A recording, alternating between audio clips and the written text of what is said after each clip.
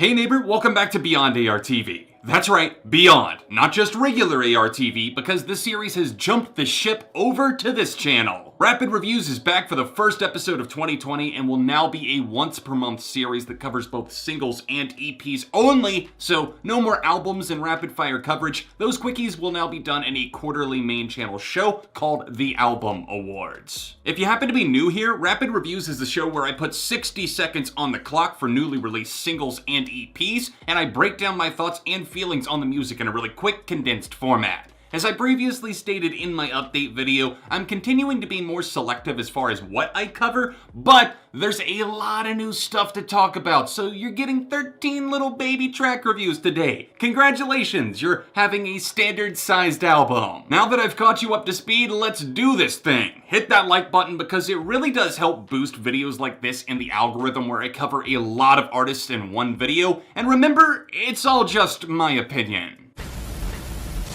MGMT have gone the independent route, and with this gothic sound they're continuing on forward with, I am all about it. Little Dark Age was a mesmerizing listen that I still keep coming back to, so this little offering at the end of 2019 was a great way to say, hey, we're not gonna take 80 years in between releases this time. Thanks, MGMT!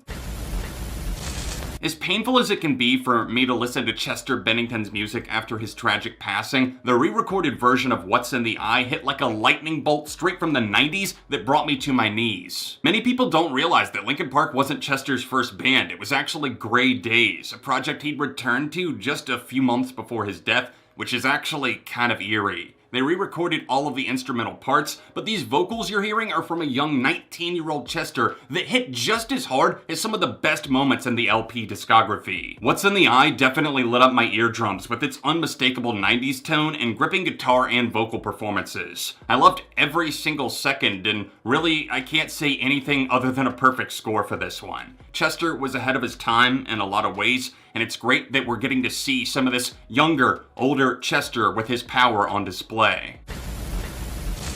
Okay then, Pearl Jam. I guess we're really going out there with our dancing shoes on, huh? There was a lot of hype behind this comeback. I mean, it has been 7 years since the last Pearl Jam album, so people were understandably getting impatient. And I don't entirely know if this curveball was the best note to come back on. Look, Eddie Vedder's voice cuts like a knife when it comes in like a wild tiger, but there's something missing that I can't quite put a finger on that just feels a little bit off, but listen, it's grown on me just a bit. The repetitive vocals at the end throw me out of it a bit, and the electronics feel slightly out of sync with what Stone is doing on bass. Yes, it's Stone on bass this time, look it up, and Matt Cameron's drums, but I am feeling optimistic for their album overall, and I appreciate their willingness to grow as a band this late in their career without it being a total disaster.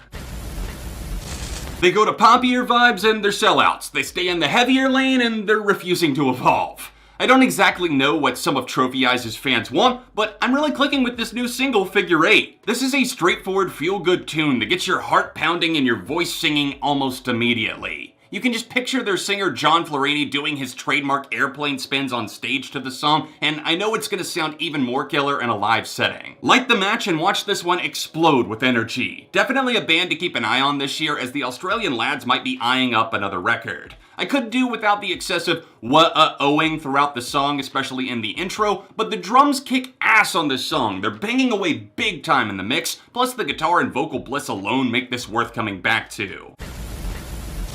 Gorillaz have been much more active in the last handful of years, and it seems like Damon and Jamie are continuing that pace with a new series titled Song Machine, where they're going to be unveiling new tracks and collaborations in a much more consistent manner. Momentary Bliss is a spectacle to behold, as it's not only the first installment of the Song Machine, but it's a melding of some of the most electrifying acts in the UK at this moment in time. SLOWTHAI provides his lyrical prowess behind the mic, the punk duo Slaves contribute musically and sing the final chorus, and of course, our old pal 2D gets some time in the spotlight during the second verse. I've gotta say, this tune grew on me a lot after my initial listen. Maybe I was expecting it to be slightly more aggressive or more confrontational or something, given who it was featuring, but I really do like the raw jam sesh vibes that this one is bleeding out. The guitar melody takes a bite out of your ear in the sense that it's something you won't forget, plus that mixture of genres that leans more towards the rock side of things really works for this Gorillaz tune.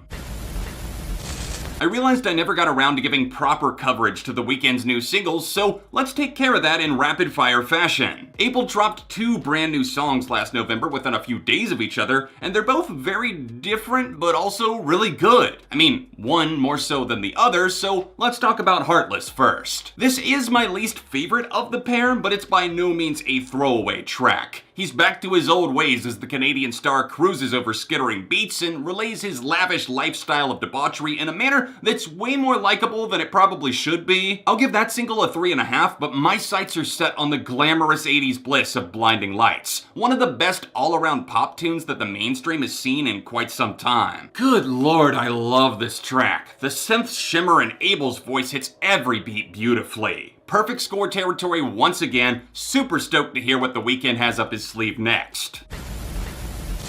Wham bam thank you ma'am. Soccer Mommy is back with a brand new album, Color Theory, at the end of February, and this is the song that made me whip out my credit card and pre-order the vinyl right away. Circle the Drain is not only relentless in its pursuit of catchiness, it's successful on every level as Sophie Allison blends the spirit of the 90s musically with her perfectly tempered voice that always feels both relatable and above us all, like floating on a cloud or some shit. Hey, I've been falling apart these days is the lyric that kicks off the chorus. And, you know, I'll go out on a limb and say that's the start of the most relatable hook of the year so far. The lyrics mainly revolve around a lack of motivation, feeling empty, pouring ourselves into little nothings as we circle the drain. This is a 5 out of 5 for me. Please do not sleep on this upcoming Soccer Mommy album. It's coming out February 28th, and yeah. I'm not sure where this version of GROUPLOVE has been hiding away for the past few years, but they're totally back in the groove of things with their new single, Deleter. Christian and Hannah both pass off that untouchable catchy energy of their early records, but it seems like they've found a new level of chemistry with the rest of the bandmates too. If you're into the more alt-pop rock side of music, this could totally be your new summer jam right here. Granted, it's not summer yet, but we're all wishing, right?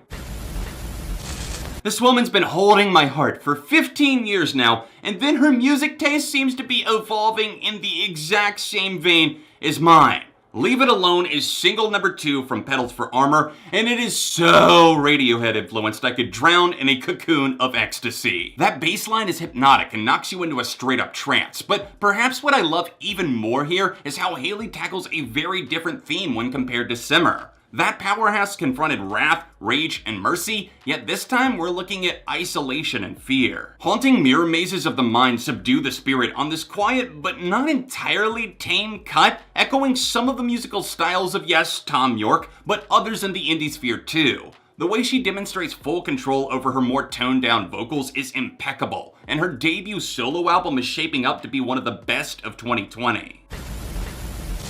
Ladies and gentlemen, give it up for another rowdy rager from the Canadian rockers, Billy Talent. Reckless Paradise is being pushed as the lead single from an upcoming studio album, which I'm certainly excited to hear after being a wee bit disappointed with Afraid of Heights, but it seems like the toxic culture of politics in the world is really impacting their songwriting style once again. Avenged Sevenfold are releasing some odds and ends alongside putting out their live album Diamonds in the Rough and more on streaming services, so why not give us some of those skeletons in the closet? For example, here's Set Me Free, a nice somber sounding moment recorded during the Hail to the King album cycle. This actually kind of exceeded my expectations. I mean, I wouldn't call it amazing or anything, but I'm already not a ride or die for that album, so a song left on the cutting room floor from those sessions? Call me shallow, but I wasn't exactly counting on it being this solid. Matt's voice sounds like a towering wrecking ball in a good way, but the chorus feels like it should have had a little bit more to say. It's a slow burner, but once those guitar licks really start working their way in, you can count me on board because what they're playing is working. The drums even stood out to me, and I'm assuming that's Aaron LJ behind the kid if it was recorded during that era. The dude was a good drummer, and he got a little bit shafted by the band in my opinion, but it's good to hear him again on this enjoyable leftover. TMG are way better than they have any right to be. After putting out some of their biggest bangers to date in 2019 with No Flex and Walkman, Cody and Noel signed a record deal and dropped Broke Bitch, which is another absolute fucking flamethrower. How are they doing this? I'll keep it briefer than brief and just say that Cody seems to have really found a voice that works for him in rap. His quieter approach alongside Noel's beefy bars are low-key hilarious, but they also have some seriously incredible punchlines that unintentionally run laps around a lot of trash clogging the modern rap charts. It's hard to feign excitement for the third single from Notes on a Conditional Form, the UK band's long-delayed fourth album. You guys know I almost always limit myself to 2 singles before a record drops, but when an album has more than 15 tracks, in this case 20, I think I can make an exception, since I don't really feel that hearing 3 ruins the experience for me. It's reminiscent of Chocolate and that peppier sound that I'm sure a lot of people are overjoyed to be hearing again, but at what cost, I ask you? At what cost? Me and You just sounds soulless to me, like Maddie Healy just picked up a topic that seemed universally relatable, oh, I've been in love with her for ages, and just phoned it in, which really frustrates me given that I'm a big fan of the group. It's musically competent, smooth enough to sing along to, but again, it almost just kind of feels like we're going through the motions. P.S. To the 1975, I heard you're releasing 6 or 7 singles before the album? Fuck out of here with that nonsense. No album needs that many singles, I don't care how many tracks you load on it.